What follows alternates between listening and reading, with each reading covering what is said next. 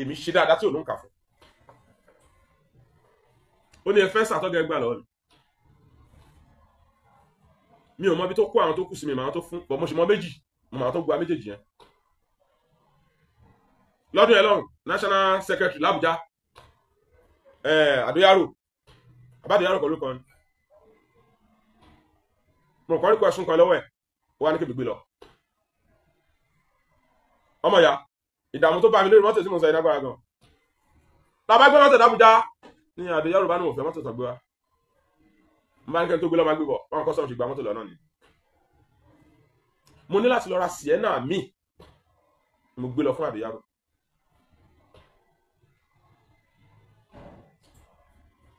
àdìbò èmi ni mo ṣe dáadáa bẹ́ẹ̀ ìlàṣà burú àjọ ṣojú wa ti bẹ̀rẹ̀ I have my evidence sórí torchlight yẹn àmọ́jọ́ tán èmi á máa tán tèmi báyìí ìwọ náà á tán tiẹ̀ àwa wo torchlight tí bátìrì yẹn máa kú mi ò tí ì dé rárá lórí dáadáa tí mi ṣe sọ́gà tiẹ̀ àtàbúrú tó ń ṣe sẹ́mi padà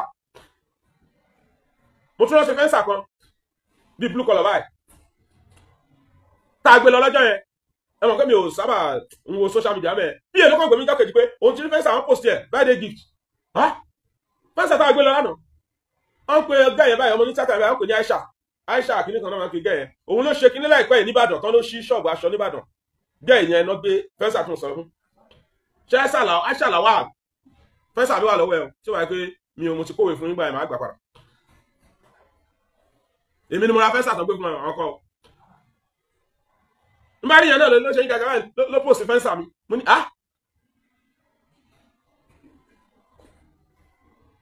ẹni mi lálábùrú àníbóyè mi lálábùrú bẹ́ẹ̀ yẹn àtijọ́ kò sí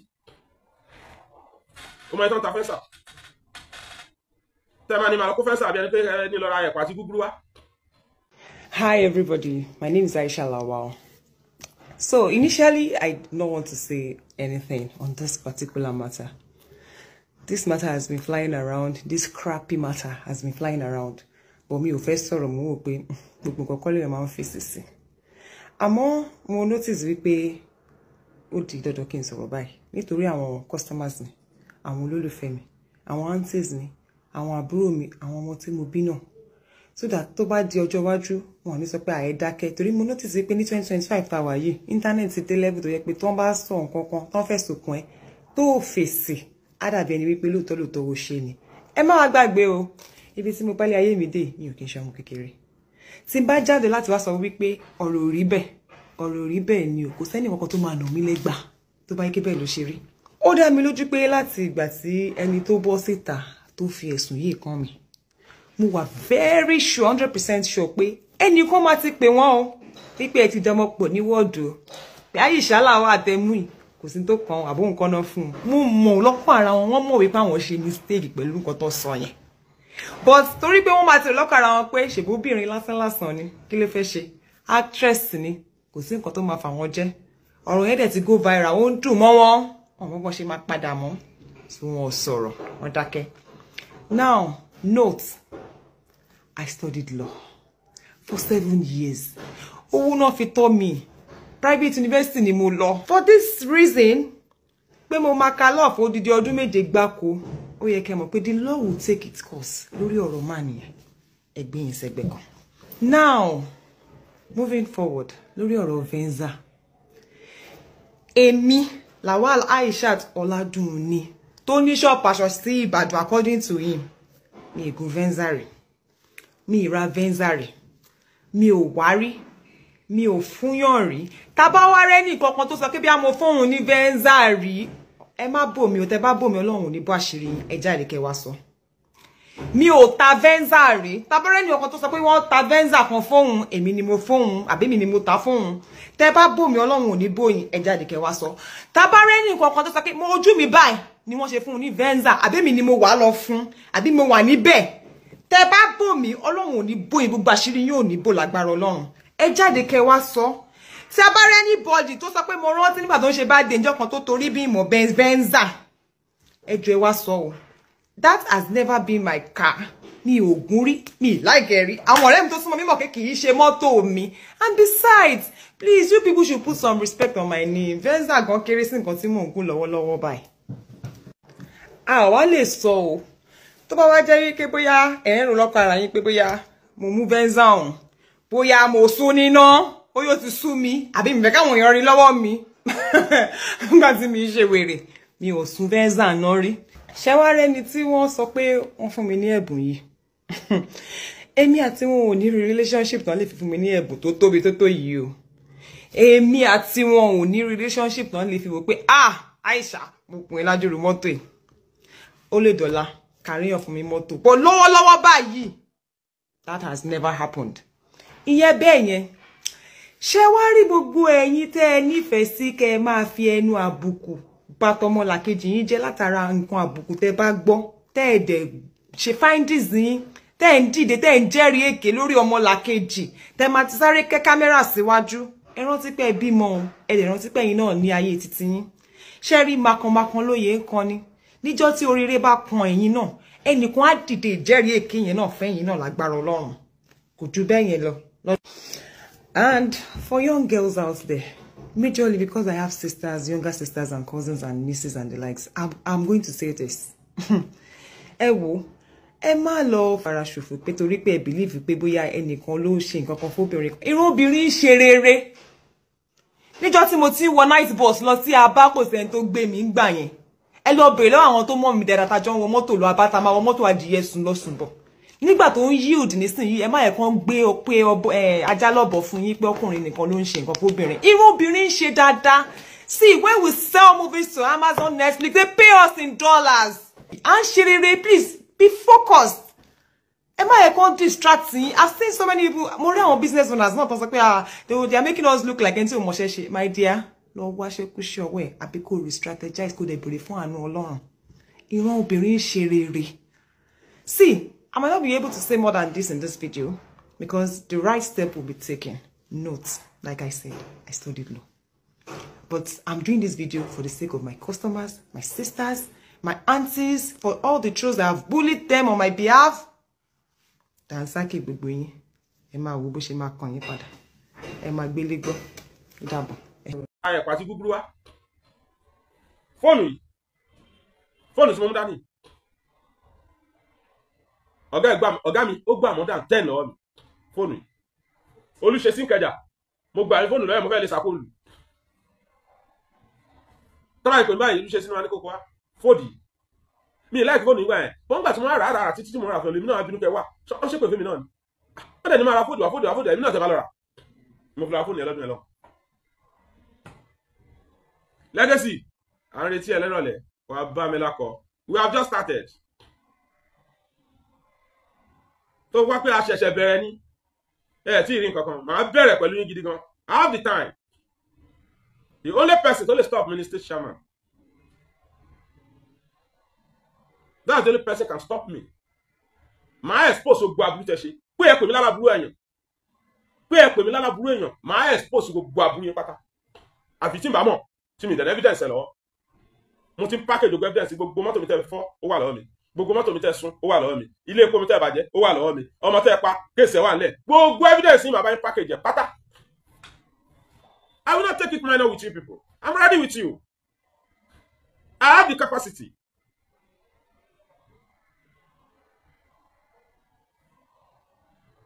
Enough is enough. Tí wọn bá lè bá ẹ sọ̀rọ̀, ipe kó shut up your mouth. Ìjọba tó ga ẹ ṣe ó wrong pátápátá. N tó ní láti ṣe ni kó lọ tọrọ àforíjì lọ́dọ̀ Ọlọ́run. Tó bá ní ṣe mo ṣàbúrú sí olú ọmọ rí mi ṣàbúrú sí rí. Àbúrú kan ni mo lè ní mo ṣe. Àbúrú tí mo dẹ̀ ṣe náà mi lè rí láyé àbúrú. Kí ni nígbà tọ́rọ ẹ dójú ẹ̀? Tí mo lọ bá bàbá mi Jagaban. The president of Nigeria tí mo lọ bá wọn lábùjá pé bàbá ẹ gbà mí. Ó lọ mọ́ ti fẹ́ ba ayé mi jẹ́. Gbogbo mọ́tò mi náà ti fọ́. Wọ́n ti ba ilé epo mi jẹ́ bàbá. Ẹ ṣàánú mi. Tí mo lọ bá bàbá tí bàbá ní sí ìjà wà fọkàn balẹ̀. Màá caution ẹ̀ sìn immediately.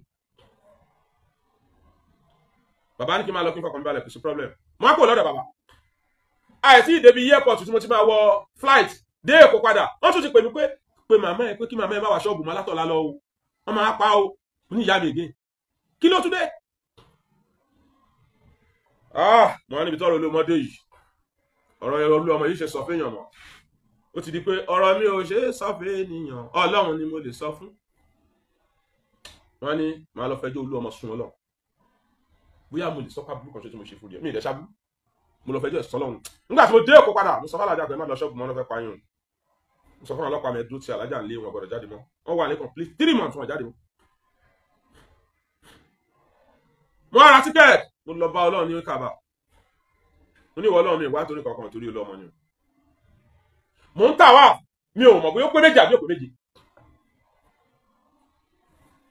bọ́ mo sunkún sọ́lọ́ lọ́rùn mo ní tó bá jẹ́ Ọlọ́run wọlé wà láàyè tí ò sẹ́lómi tó ń gba ṣẹlẹ̀ tí ò sẹ́ tó ń ṣíwọ́ fún tí ò sẹ́ tó ń alá mo sọ fún Ọlọ́run mo ní Olúọmọ ó pa mí lẹ́kún Ọlọ́run n tó tọ́ sí bá mi ṣe fún ẹ̀kọ́ṣọ́ láyé tí mo sọ̀rọ̀ tó lé ọ̀rọ̀ tí mo mọ̀ pé ẹ̀kọ́ṣọ́ láyé tí mo sọ̀rọ̀ ni mi ìṣàbù sí ẹ dáadáa ni máa ń kódà tí máa jí láàárọ̀ tí mo káṣù bá tàn máa tún bẹ lọ́run ọ̀gá wa Ọlọ́run bá mi dúró tì Ọlọ́run bá tọ́ sọ́nà because mo tún rí wáyé pé ẹni ìkọ́ ó dẹ̀ káwọn sọ̀gbé ẹ̀ ló ń tì ṣe aburú sí mi lẹ́dẹ̀sì bóyá èmi lára burú bẹ́ẹ̀ ni àjọmọ̀ we have started mo lọ sí Kábà lọ́jọ́ kan wí mo tàwáfù mo ti pé ó ṣe pé méje tí mo tàwáfù ni àbí òpé méje kò yé mi mọ́ wọn á dúró wọn á ṣe náà fúnra ara kà méjì wọn á sọ fọlọ lẹ́yìn tí mo sọ fọlọ tán mo ṣe àtàwáfù méje ó wá pé mo ṣe àtúná fúnra ṣe ibẹ̀ ni mo ti fẹ́ jẹ́ ẹ̀sán lọ́hùn mi ì ṣoògùn mi ì sì gbẹ́rẹ́ rí mi ì ṣoògùn rí mi ì ṣe ọkàn rí bí mo ṣe ṣiṣẹ́ mọ́tò lè láyé mi táwọn èèyàn bọ̀gùn mi ìbọ̀gùn rí Ọlọ́run nìkan ni mo ní Ọlọ́run yẹn tó fún mi púpọ̀. àwọn èèyàn yìí lẹ́nìí tó ń sọ̀rọ̀ fún wa legacy Alhaji Hakeem & Co and others tó ń sọ̀rọ̀ fún ẹ pé ẹni ibi lèmi mò ń ní àwọn lára láàrin èmi àti àtọlọ́run ìnira táwọn fún mi ìjẹ́wọ́ lè gba 3/4 ẹ̀.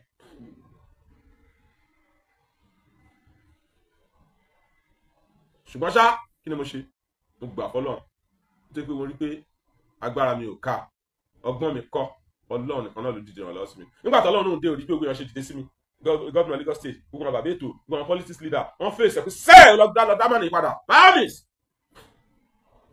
gbogbo àwọn ẹ̀gbọ́n mi ṣe Tinubu gbogbo wọn dìde pé lọ́dá padà there's nothing you can do wọ́n á ní kó dá mi padà tán ó wá ní ìwà àfojú mi wọn máa bò ó sọ lẹ́yìn mi náà oníwà fi ojú mi wọn máa bò oníwà gé mi tí gbòǹgbò ó ní mi ní exist inú union mọ́. Alhaji Musiliu Akínsànyà, my name is Alhaji Azeez Abiola aka Tijaba. I'm one of the state exco today. ẹni tó ní kò ní exist mọ́ ní union láyé tálùkì àmọ́ àfi dé. Presently, I'm the one of the state exco pẹ̀lú ìrànlọ́wọ́ Ọlọ́run àtàwọn aládùúrótì. ọmọ ìtí ọgbà lọ́wọ́ mi kí ló jẹ́ sẹ́nà ṣàmà. mo fi jọ́sí máa pàdé Ọlọ́run búra fún ẹ. Alhaji Mustapha Adékúnlé kò gbà wọ́n ní àlọ́ mi kó tó fi mí sí state exco. kò gbà wọ́n kọ́bọ̀ lọ́wọ́ mi kó tó fi mí sí state exco. àwọn kan tún ṣe àwọn kan bàjẹ́ bóyá àwọ̀ legacy àtọ̀gẹ́ ẹ̀lẹ́jọ́ ń bàjẹ́ ni o bóyá wà ní o àjọṣojú wa o èmi ò ní fẹ́ kó o gbọ́ kémi lè ráyè máa sọ̀rọ̀ kọ èmi láìkọ̀ ọ̀rọ̀ gan ọmọ ọ̀rọ̀ ní mímọ̀ ọ̀rọ̀ sọ ẹ bá mi bẹ́ẹ̀ gan lákọlákọ we have just started. òun ni ṣẹ́ránà tẹ́rí yẹn ló máa ń bẹ̀ ní èní ló máa ń jírí ọ̀la nígbà yẹn lọ́hùn alàgbà náà ní kó wá tó zóònù mi kó wá ṣe kọmitì lọ́dọ̀ mi